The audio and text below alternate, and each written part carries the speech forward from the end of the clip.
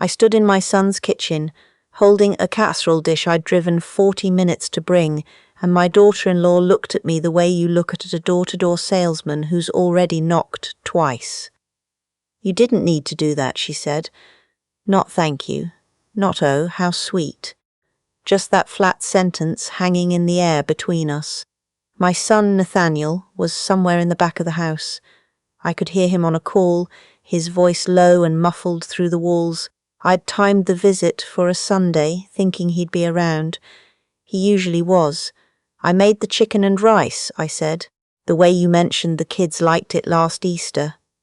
She took the dish from me, didn't offer me a seat, didn't call for Nathaniel, just set it on the counter and stood there with her arms crossed, waiting for me to leave. I didn't leave right away. That was probably my first mistake. "My name is Margaret."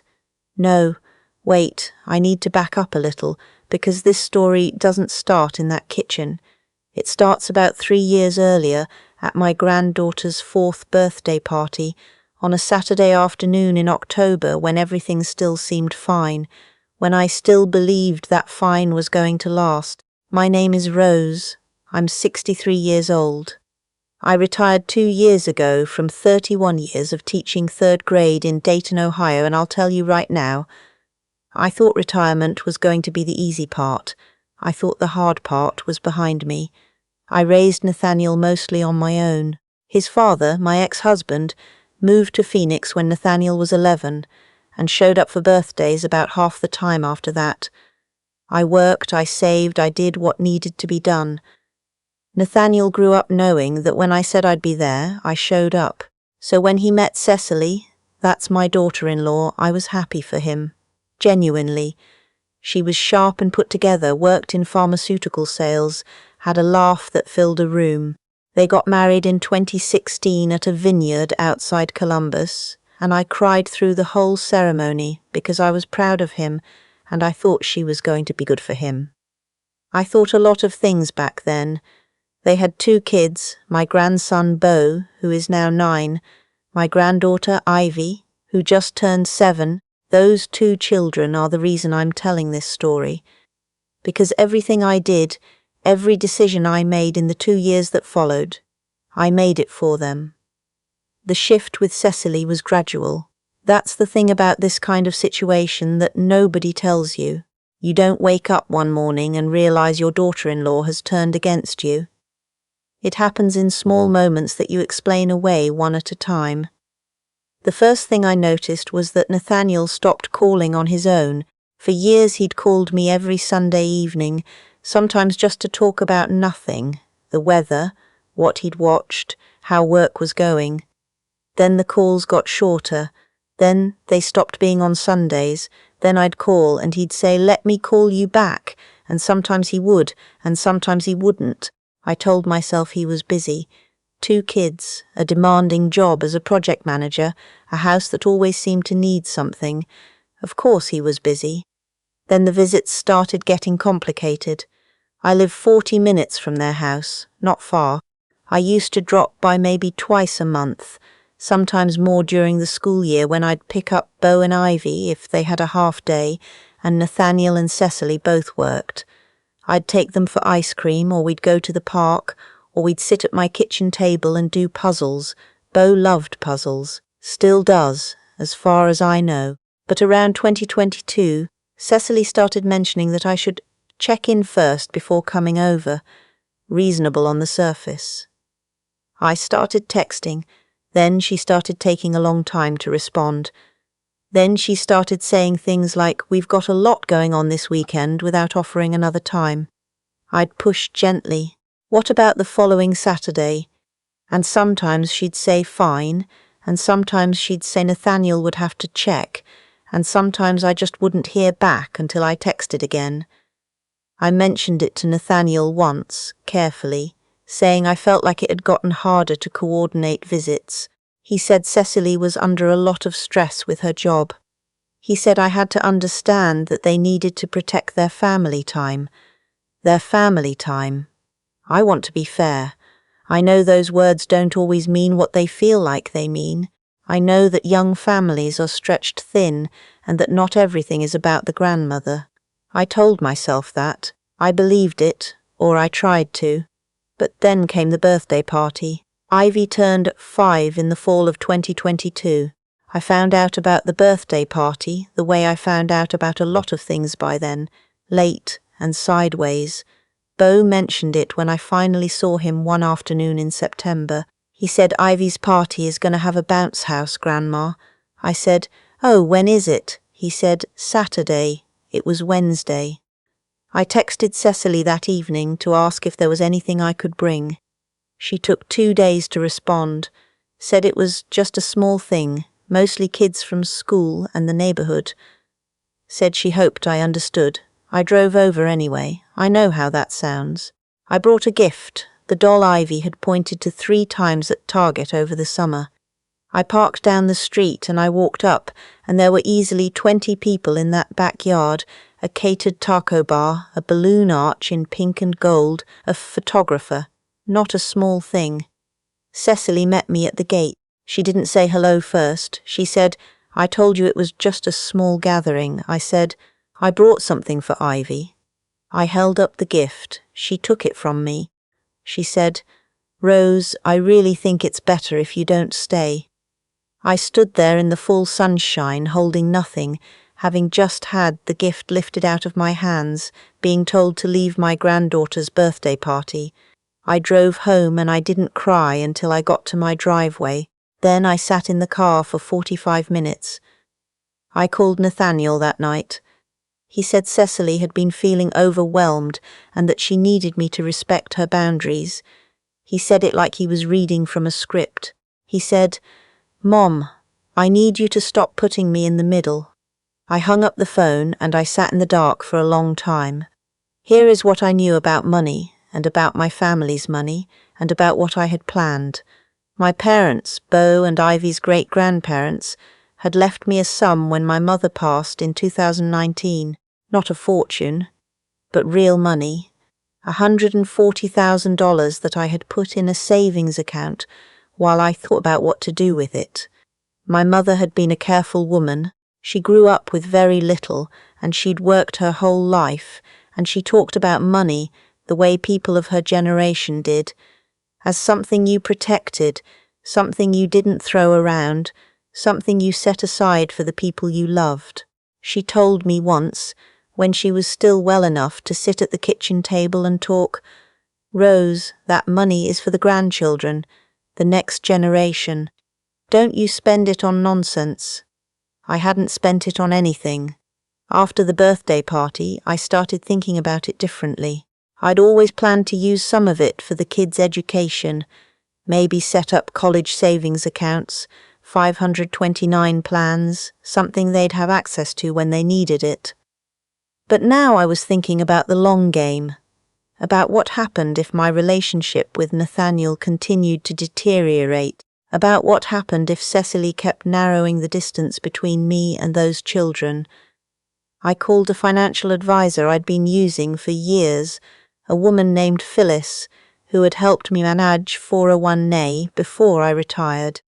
She pointed me toward an estate planning attorney named Gordon, who specialized in exactly this kind of situation. I sat in Gordon's office on a Tuesday in January, and I told him everything. He listened without interrupting, which I appreciated. Then he said, "What you're describing is called grandparent alienation, and you're not the first person to sit in that chair." He explained trusts to me in plain language. He explained what I could do and what I couldn't do.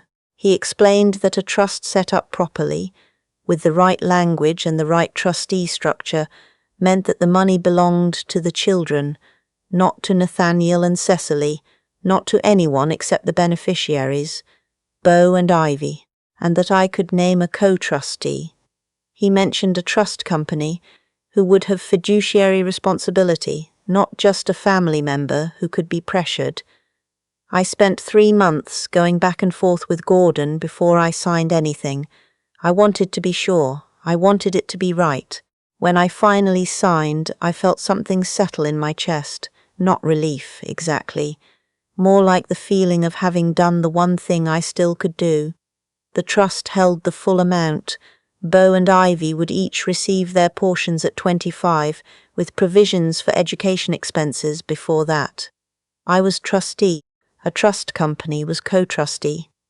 Nathaniel and Cecily were listed as interested parties, meaning they'd be notified of its existence, but they'd had no ability to access, modify, or dissolve the trust.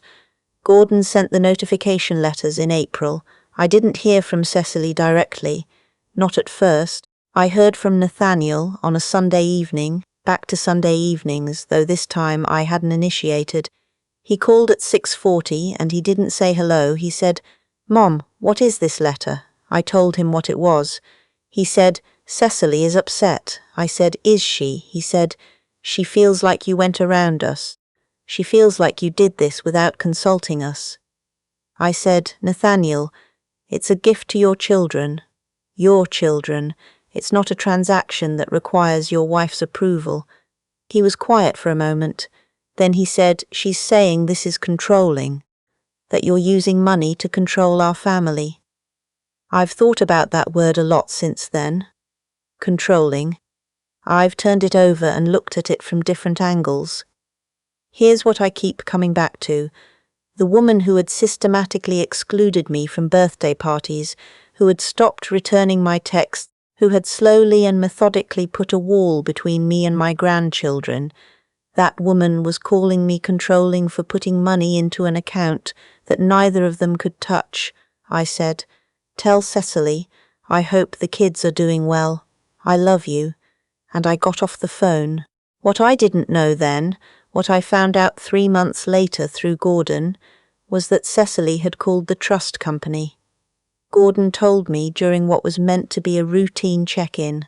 He said the trust company had received a call from someone claiming to represent my son's family, inquiring about the process for dissolving or modifying the trust. He said they'd handled it appropriately, explained that neither Nathaniel nor Cecily had standing to make such inquiries, and documented the call. I sat with that for a moment. Then I said, "She actually tried." Gordon said, "It's not uncommon." I asked what it meant going forward. He said it meant nothing, practically. The trust was structured specifically to prevent this, but that I should be aware that if they wanted to pursue legal challenges, there were avenues, though none that were likely to succeed given how the trust was drawn up. I thanked him and drove home and sat in the driveway again. Different driveway than the birthday party. Same feeling. I thought about my mother, about what she said about protecting things for the people you love. I thought about Bo doing puzzles at my kitchen table and Ivy pointing at that doll at Target, and the way both of them used to run to the door when they heard my car in the driveway. I hadn't heard from them directly in 4 months. The call that changed things came from Bo. He's 9, but he's always been older than 9 in the ways that matter. He has his father's quiet and his great-grandmother's stubbornness. He called me from Nathaniel's phone. I could tell by the number.